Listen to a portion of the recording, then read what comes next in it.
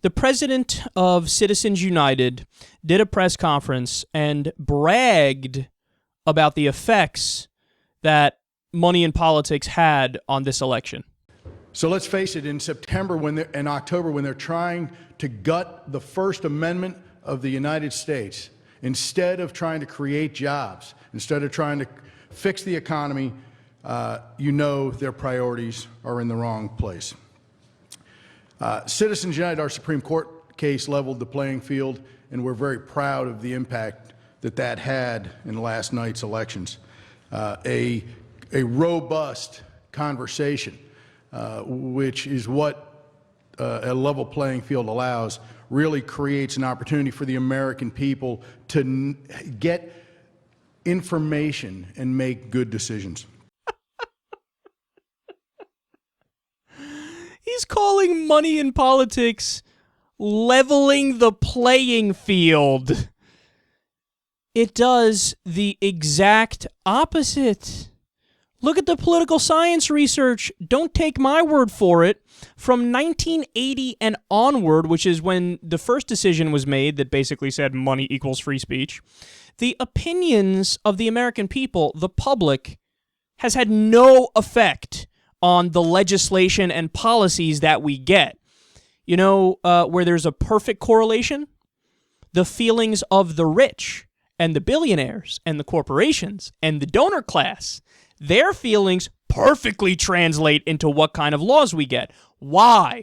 Because the politicians are only listening to those people because those people are giving them money. It's I scratch your back, you scratch mine. You could be as good of a person, as principled a person as you want to be. You could be super smart and bright politically. But when you're getting $400,000 from ExxonMobil and $100,000 from Walmart and Wall Street's sending you cash, then what are you going to do?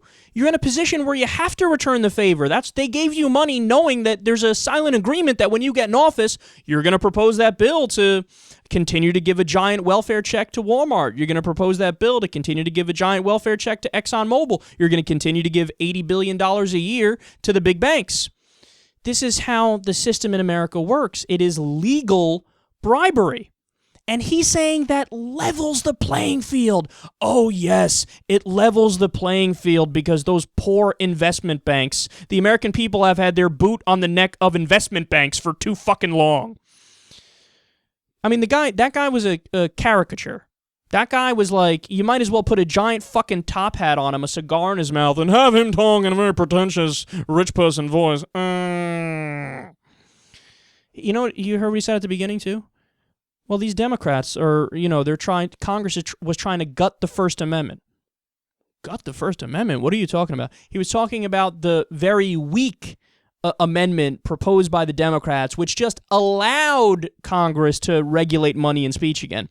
It wasn't even an amendment that said money and speech is banned and we're going to do clean elections, which is what the Wolfpack Amendment is. That amendment just said we should be allowed as Congress to regulate money and speech. They said that violates the First Amendment. That violates the First Amendment.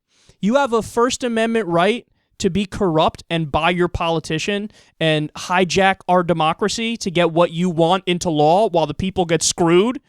Really? Really? That's why, for example, 93% of the American people wanted a universal gun background check after Sandy Hook when children were slaughtered, and we didn't get it. We didn't get it. It was filibustered by the Republicans, and then they bragged about it. Now, why did they vote that way? Because the NRA gave them money, and the gun manufacturers gave them money. And they gave them money with the understanding that no matter what gun reform comes up and no matter what happens, you're not going to vote for it. So they listened to their donors. This is what happens in America. 80% of the people, including a majority of Republicans, want the minimum wage raised. Congress hasn't raised it. Why hasn't Congress raised it? Because the people who don't want it raised, the only people who don't want it raised in America, the corporations. And they're the ones paying the politicians. So the politicians have to listen to their donors. This is how it works. This is the effect that money in politics has. 95% of the time, the person who raised the most money in this last election won. 95%. We don't have a democracy. We have a kleptocracy.